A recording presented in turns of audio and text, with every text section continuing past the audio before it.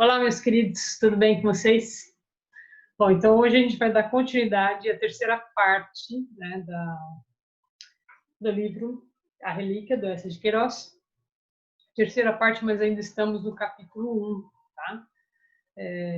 Depois vem o capítulo 2, que vai ser a viagem dele para Jerusalém e tal. Então a gente vai ter que dividir em várias partes. Beleza. Nós estávamos naquele momento em que o Teodorico descobre que ele tem um rival. E esse rival é Jesus Cristo.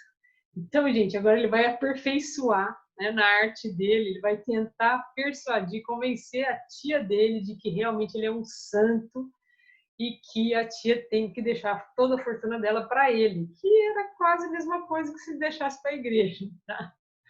A gente sabe que não é verdade, mas enfim. Então, estou na página 90, a gente vai para 91 agora. Então, depois dessa conversa com o Dr. Margaride, que eles têm lá no café, né? Ele chega em casa, gente, ele começa a gemer, né? Ele fala que ele bate no peito, então ele lembra que são memórias, ele está contando para a gente o que ele fez, tá? E aí ele começa a esmurrar o peito, né? Clamando Nosso Senhor Jesus Cristo e tal. A tia vê aquilo e fala assim, gente, o que é isso, né? Fala assim, Teodorico, meu filho, que tu tens, né? E aí eu falei, não, Titi, desculpa, tal, é que eu estava no teatro com o Dr. Margaride, eu vi o tanto que Jesus Cristo sofreu, né? Então, me deixa aqui quietinho, tal, eu preciso chorar, né? Tô angustiado, né, com o tanto que ele sofreu, blá, blá, tudo mentira, né, gente? E aí ele diz assim, ó, enfim, a Titi fez o favor de me deixar um bocadinho ali, no oratório dela, para aliviar, né, o sofrimento e tal. E depois que ela deixou, olha o que ele fala, sem vergonha. Depois, em silêncio, ela desapareceu. E eu fiquei ali. Aí ele coçou os joelhos, suspirou alto, ficou pensando na viscondessa de Souto e Santos e nos beijos vorazes que ele lhe atiraria por aqueles ombros maduros e suculentos, se pudesse tê-la ali naquele instante, né? Ali mesmo, no oratório, aos pés de ouro de Jesus, meu Salvador. Gente, olha como ele é sacrílego. Ele é sacrílego.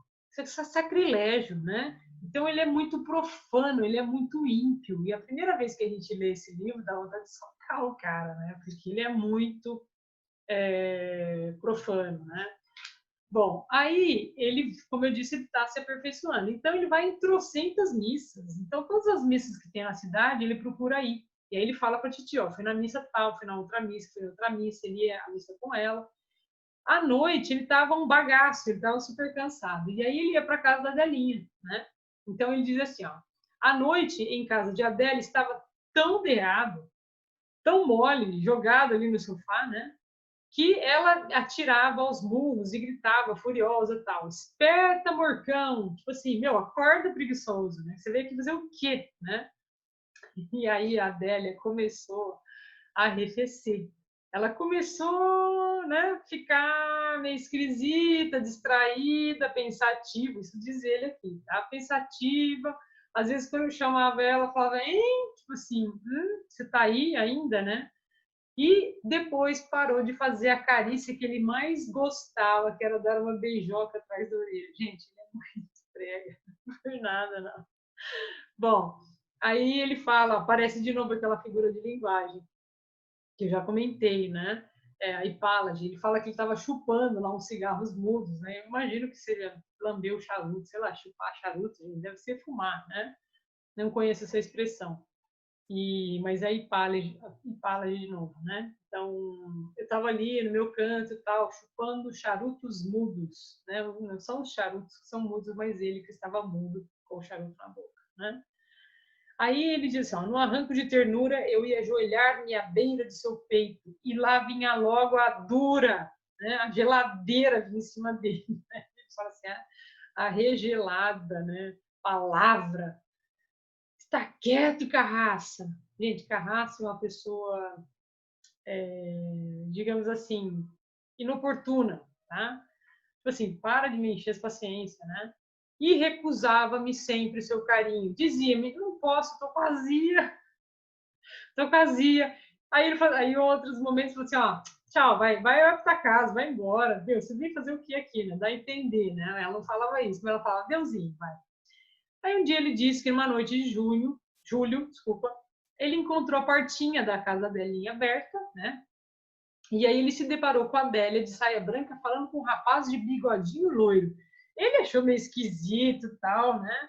Ela deu uma empalidecida, se encolheu, e aí depois ela toda tranquila, né? Ela diz assim, a Adélia, sorrindo, sem perturbação, límpida, apresentou-me seu sobrinho Adelinho. Aqui está entre aspas o seu sobrinho, tá? O seu sobrinho Adelinho. Sobrinho porra nenhuma, né, gente? É amante dela, tá? Então ela apresenta como se fosse sobrinho dele. Aí ele falou que nessa noite, ó, peso de consciência, né? Nessa noite ela voltou a restituir-me a beijoquinha na orelha e no final da noite pediu 8 libras para ele, né? Então é claro, ela não podia perder, né? Aí falou 8 libras, onde raios eu vou achar 8 libras, né? Sem juros, né? Como que eu vou conseguir esse dinheiro? Aí ele estava descendo ali onde próximo onde morava ali a Adélia, né? E aí ele viu, gente, o Justininho. O Justininho, ele diz assim, ó, virtuosíssimo tabelião da Titi. Virtuosíssimo de novo aqui, né? O cara tá ali naquele ambiente, naquele bairro, né? Meio promíscuo, aquela coisa tal, aqui virtuoso, né? O Justininho estava fazendo a mesma coisa que ele estava fazendo. Aí ele falou assim, puta, peguei o cara, né? É para ele mesmo que eu vou pedir o dinheiro. Aí ele falou, boas noites, Justininho, né? O cara acabou de ferrar o outro. E aí ele disse que no dia seguinte ele vai até o Justininho pedir dinheiro, porque o Justininho vai ter dinheiro para emprestar para ele, né? Bom, aí ele pega essas 8 moedas e dá a Adélia. Então ele diz, assim eu servi a minha Adélia. Daí a dias, o criado veio avisar-me que uma mocinha estava me esperando na esquina, né? E essa mocinha era a Mariana, que era criada da Adélia, tá? E aí ele assustou, tal, falou assim, alguma novidade, Mariana? Aconteceu alguma coisa, tal? E aí a Mariana vai contar para ele a seguinte história. A Adélia enganava-me. O senhor Adelino, desculpa, não era sobrinho, era o querido, o chulo. Apenas eu saía, ele entrava. A Adélia pendurava-se no pescoço, num delírio, e chamavam-me de carraça, carola, bode, vitupérios mais negros, cuspindo sobre o meu retrato. As 8 libras tinham sido para o Adelino, né? Ou seja, ele ia comprar um monte de coisa para o cara, o amante, né? Gente, ele é muito imbecil. Aí ele falou assim, então tá, Mariana, muito obrigada, obrigadinho, né? Eu verei o que fazer, vai com Deus, né? E aí ele vai pensar sobre o que a Mariana contou para ele. Bom, aí ele fica pensando, será que a Mariana está querendo caluniar a Adélia, né, por vingança de alguma coisa? Será que isso é verdade? Aí ele fala assim, ao mesmo tempo, a ideia, né, de que esse amante beijava a orelhinha dela e ela beijava a orelhinha dele, enfim, ele ficava possesso, né? E aí ele resolveu ir lá, de novo. Aí ele bateu a porta dela e ela surgiu em camisa. E ele, quem é, né? Que você quer, bruto? Ele falou, abre, sou eu.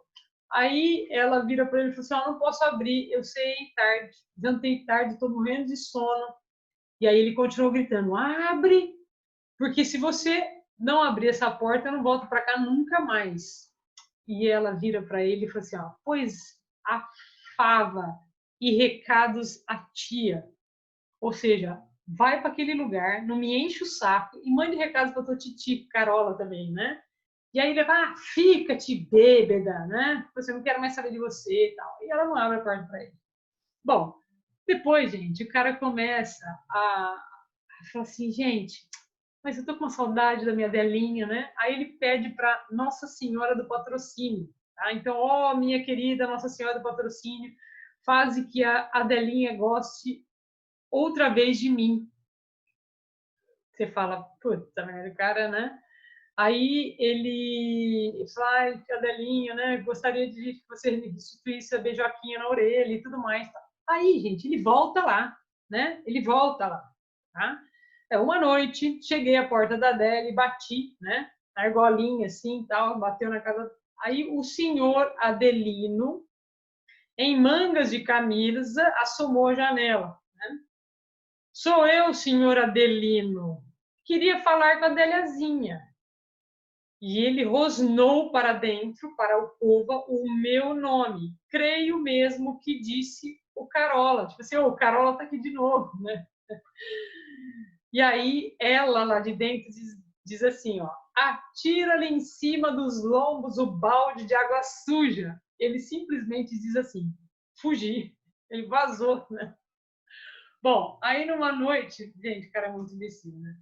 E aí numa noite, ele estava ali num café de la Paix, né? E aí ele viu o Rinchão, que é esse amigo dele, né? Como eu disse, o Rinchão, eu tenho esse nome, enfim. E o Rinchão estava contando da ida dele a Paris. E aí ele contou das novidades, um monte de mulher, né? Aí imagina que o Teodorico não estava gostando da história, né? E aí ele começa a pensar, né? Puta, se a Titi abrisse a bolsa de seda verde, a bolsa, toda hora de seda verde, a bolsa verde, ele fala o tempo inteiro, né? Me deixasse mergulhar dentro as mãos, colher ouro e partir para Paris. Eu falei assim, que sabe, minha tia, meu, Paris para ela era região asquerosa, né? Era uma região cheia de mentira, cheia de gula, um povo sem santo. Ele falou assim, jamais que ela me mandaria para Paris, mas nem a pau, né? Mas um dia, durante aqueles chazinhos, os jantares da casa da Titi, ele resolveu, né, falar, né? Assim, putz, né, eu gostaria de ir para Paris, né? Aí a Titi responde assim, ó, cruzes, gritou a senhora dando patrocínio horrorizada. Ir a Paris? Aí ele fala, para ver as igrejas, Titi. Não é necessário ir tão longe para ver igrejas bonitas. Tipo assim, né? Lá é lugar promíscuo, né? Lugar de gente, né, vadia e tal. Aí ele diz, calei-me esmagado. Tipo assim, melhor não abrir a boca, senão eu vou perder o que eu tenho, né? Aí o padre Casimiro, aquele outro que fica adulando a tia o tempo inteiro, né? Falou assim, então, né? Mas se ao invés de ir a Paris, você não fosse a Terra Santa, né? Ir à Palestina, ir para Jerusalém, né? Ver o Jordão. E aí a tia achou a ideia interessante e tal, e ficou pensando e refletiu. Lá um dia ela chamou o Teodorico. Assim, Teodorico, estou decidida a que alguém que me pertença, que seja do meu sangue, vá fazer por minha intenção uma peregrinação à Terra Santa. Então, vais a Jerusalém. E ela decretou. E para honrar o túmulo de Jesus Cristo, já que eu lá não posso ir, né? E ainda has de partir este mês, ele fala. Aí a gente fala assim, puta, aí para Terra Santa, né? Aí ele diz assim, ó, balbuciei muito agradecido. Agradecido, Titi, né? Adeusinho. Aí ele fala assim, ir a Jerusalém? Onde que é Jerusalém? Onde raiz ela quer me mandar? Uma terra santa. Eu quero terra onde tem mulher, não tem, né? Enfim, ele fica horrorizado com a ideia, aí ele pensa, depois ele fala assim, gente, para lá, né? Aí ele diz assim, ó, mas então comecei a considerar que para chegar a esse solo de penitência, tinha de atravessar regiões amáveis, femininas e cheias de festa. Aí ele começou a pensar na Andaluzia, Nápoles, Grécia. Ele, caramba, eu vou fartar, né? Eu falei assim, lógico que eu vou, né? É o momento de eu me libertar dessa tia, né? Dessa casa sinistra, né? Desse monte de missa que eu tenho aqui que eu não aguento mais, né? Então, aí ele começa a ficar animado com a ideia. E aí, um belo dia, ele estava olhando o jornal e tal, aí ele diz assim, ó, uma manhã li escarlate de orgulho, né, tudo vermelhinho de orgulho, no Jornal das Notícias, que é o nome do jornal, estas linhas honoríficas, abre aspas, parte brevemente a visitar Jerusalém e todos os sacros lugares em que padeceu por nós o Redentor, o nosso querido amigo, né, o Teodorico Raposo, sobrinho da excelentíssima Dona Patrocínio das Neves, opulenta proprietária e modelo de virtudes cristãs. Boa viagem, fecha aspas, né? Aí ele falou assim, putz, eu jubilei por imaginar o despeito da Adélia. era leitora fiel do jornal. Então ele ficou feliz, eu disse, ela vai ler, ela vai ficar morrendo de inveja que eu vou viajar, né? Aí depois eles começam os preparativos, vai comprar um monte de coisa, né, para a viagem dele e tal. E antes, né, dos abraços, perguntei aos meus leais amigos que lembrancinha desejavam, né, dessas terras remotas, né, de onde viveram o Senhor. Aí o Padre Pinheiro queria um frasquinho, né, de água do Jordão, um pacotinho, o Justininho queria um pacotinho de tabaco, e o doutor Margarido se contentou em ganhar uma fotografia, né, do sepulcro de Cristo, né, para encaixilhar. Gente, encaixilhar é para pôr colocar ali num porta-retrato, tá? Aí a tia, entra a tia aqui nesse momento. Então a tia diz assim para ele: até aqui tens sido apropositado, não tens faltado aos preceitos, nem te tem dado as relaxações, né, que é o que ele fazia o tempo inteiro, né? Aí ela disse, mas se eu soubesse que nesta passeata tinhas tido maus pensamentos e praticado uma relaxação, andando atrás de saias, fica certo que apesar de seres a única pessoa do meu sangue e teres visitado Jerusalém e gozar indulgências, havias de ir para a rua sem uma côdea, como um cão, né? Tipo assim, não adianta, meu filho, porque se você correr atrás de mulher, você está ferrado, você não vai receber um tostão da minha herança, né? Bom, aí ela diz assim, ó, e agora eu quero te dizer uma só coisa, né?